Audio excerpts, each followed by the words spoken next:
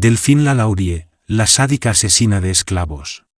Los seguidores de la serie televisiva American Horror Story seguramente se habrán quedado sorprendidos con uno de los personajes aparecidos en la tercera temporada, estrenada en 2013 bajo el subtítulo Caben con la brujería y el vudú del Nueva Orleans decimonónico como escenario. Me refiero al interpretado por la actriz Kathy Bates, que encarna a una dama sureña llamada Delphine Lalaurie. No se trata de un rol de ficción porque Lalaurie existió realmente, para desgracia de los esclavos que tuvieron que sufrirla.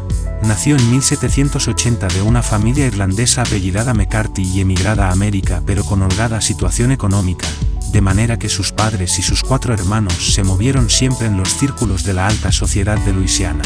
De hecho, la joven Delphine se casó en el verano de 1800 con un caballero español, Ramón de López y Angulo, cónsul general de nuestro país en aquel estado. En 1804 el diplomático fue convocado por el gobierno de Madrid y el matrimonio cruzó el Atlántico en un viaje en el que pasaron muchas cosas. Delphine, que estaba embarazada, dio a luz a bordo del barco y después llegó a conocer a la reina, que por entonces era la primera esposa de Fernando VII, María Antonia de Nápoles. En cambio su marido, según algunas fuentes, pereció durante la travesía, en La Habana. Así, la viuda regresó a Nueva Orleans y en 1808 contrajo nuevas nupcias, esta vez con el acaudalado magnate Jean Blanque, con quien tuvo otras 4 hijas. Blanque era anciano y duró poco, apenas 8 años, de modo que, habiendo enviudado de nuevo, Delphine buscó un tercer marido, esta vez más joven que ella, el médico Leonard Louis Nicolas Lalaurie, que a la postre fue quien le dejó el apellido con el que pasó a la historia. Los Lalaurie vivían, no muy felices, por lo que se cuenta, en una imponente mansión de 3 plantas y estilo colonial francés en pleno centro urbano, alternando con los círculos neoorleanaises más granados. Pero el 10 de abril de 1834 un accidente fortuito echó abajo el castillo de naipes.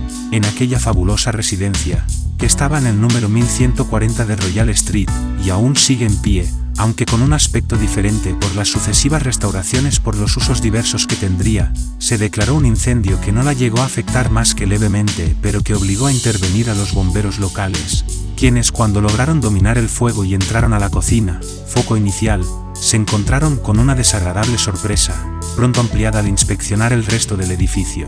Atada por el tobillo al horno había una vieja esclava negra medio asfixiada por el humo que declaró haber sido la causante para intentar suicidarse, ya que la iban a subir al ático para ser castigada por una falta y nadie había vuelto a salir de allí.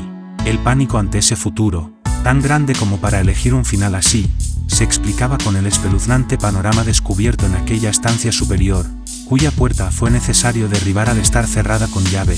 Colgados del techo mediante argollas en el cuello había 7 esclavos aún vivos pero en penosas condiciones, mutilados y con signos claros de tortura. Según dijeron luego al juez Gianfranco Iscanonge, que visitó personalmente aquel infernal sitio, llevaban así 4 meses, heridos, esqueléticos, con la espalda llena de cicatrices por los latigazos recibidos.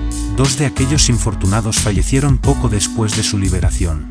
Los otros fueron trasladados a la cárcel, no como prisioneros sino para dispensarles cuidados médicos, donde les visitaron miles de personas que no acababan de dar crédito a aquella macabra historia. La visión enardeció a la gente, que asaltó la mansión y tuvo que intervenir la policía. El matrimonio se hallaba ausente pero una de las hijas estuvo a punto de ser linchada.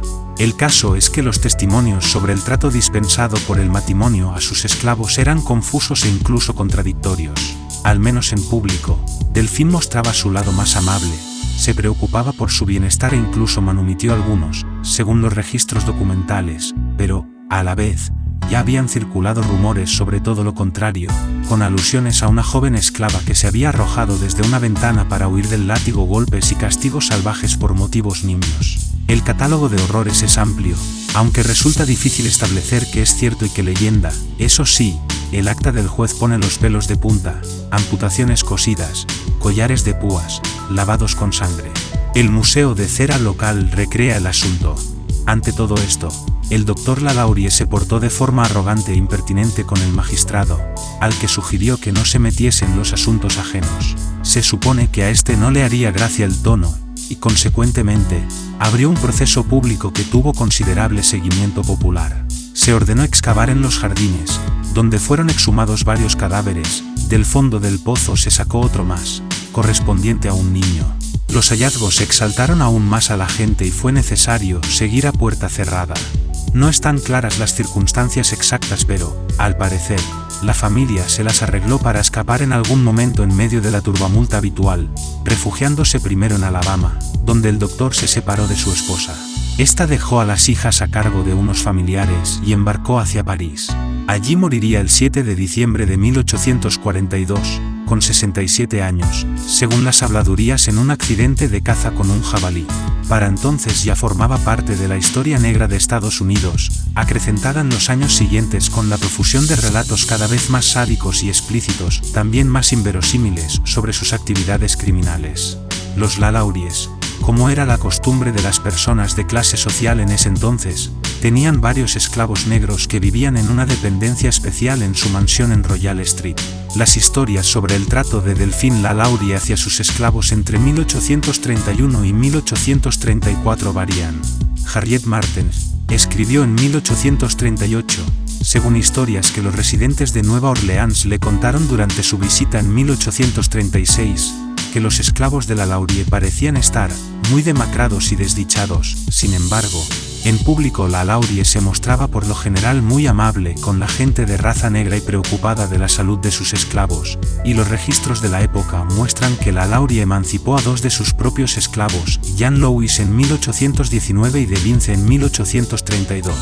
Sin embargo, Marten reportó que los rumores públicos sobre el maltrato de Lalaurie hacia sus esclavos fueron suficientes para que un abogado local fuera enviado a Royal Street para hacer recuerdo a Lalaurie sobre las leyes relevantes al mantenimiento de esclavos. En su visita, el abogado no encontró ninguna evidencia de maltrato de esclavos por parte de Lalaurie. Marten también contó otras historias de la crueldad de Lalaurie que eran conocidas entre los residentes de Nueva Orleans en más o menos el año 1836. Indicó que, poco después de la visita del abogado local, uno de los vecinos de Lalaurie vio a uno de los esclavos de Lalaurie, una niña de 12 años llamada Lia, o Lie, morir tras caer desde el techo de la mansión en Royal Street mientras trataba de evitar ser castigada a latigazos por Delphine Lalaurie. Lia había estado cepillando el cabello de Delphine cuando lo jaló por accidente, lo que causó que Lalaurie cogiera un azote y la persiga. El cuerpo fue enterrado más adelante en la mansión. Según Marten, este incidente llevó a una investigación de los Lalauries, la cual los encontró culpables de crueldad ilegal y los obligó a dejar ir a 9 esclavos. Los 9 esclavos fueron comprados de vuelta por los Lalauries a través de la intermediación de uno de sus familiares, y traídos de vuelta a sus residencias en Royal Street. De igual manera, Marten reportó historias de que Lalaurie mantenía a su cocinero amarrado al horno en la cocina, y golpeaba a sus hijas cuando trataban de alimentar a los esclavos. El 10 de abril de 1834, se inició un incendio en la residencia de los Lalauries en Royal Street, el cual había comenzado en la cocina. Cuando la policía y los bomberos llegaron al lugar, encontraron a una mujer de 70 años, la cocinera, amarrada al horno en su tobillo. Más adelante declararía que ella misma había iniciado el incendio como un intento de suicidio por miedo a su castigo, ser llevada al cuarto en el último piso, ya que dijo que nadie que había sido llevado allá había regresado. Según informó el New Orleans BE del 11 de abril de 1834, la gente que se encontraba en la zona respondió al incendio tratando de ingresar a la dependencia de esclavos para asegurarse de que todos pudieran ser evacuados. Luego de que los Lalauries se negaron a entregar las llaves del lugar, las personas que estaban ayudando tumbaron las puertas de la dependencia de esclavos y encontraron 7 esclavos, más o menos mutilados horriblemente, suspendidos por el cuello, con sus extremidades aparentemente estiradas y rajadas de una extremidad a la otra, quienes dijeron haber estado encarcelados allí por unos cuantos meses.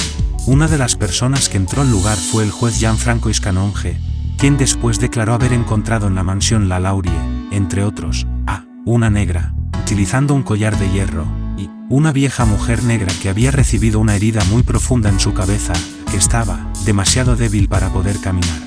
Canonge dijo que cuando interrogó al esposo de Madame Lalaurie sobre los esclavos, este le contestó en forma insolente que algunas personas debían quedarse en su casa en lugar de ir a las casas de otras para dictar leyes y meterse en las vidas de los demás. Una versión de esta historia que circuló en 1836, recopilada por Marten, añadió que los esclavos estaban esqueléticos, mostraban señales de haber sido azotados, eran amarrados en posturas restrictivas, y utilizaban collares de hierro con púas que mantenían a sus cabezas en posiciones estáticas.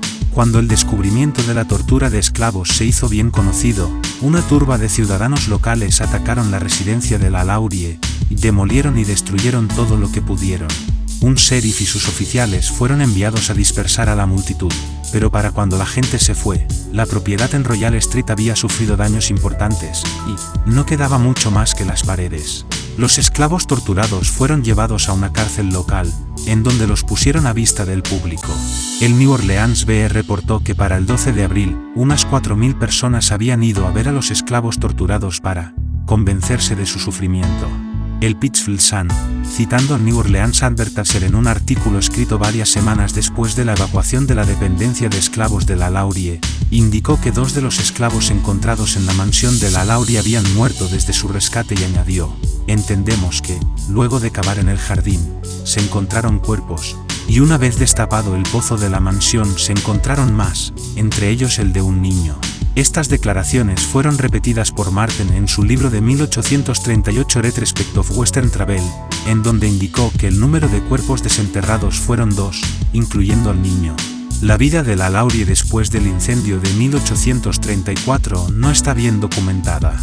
Martin escribió en 1838 que la Laurie se escapó de Nueva Orleans durante los disturbios que tuvieron lugar después del incendio, tomando un carruaje hasta el puerto y viajando desde allí en goleta hasta Mobile, Alabama y desde allí hasta París.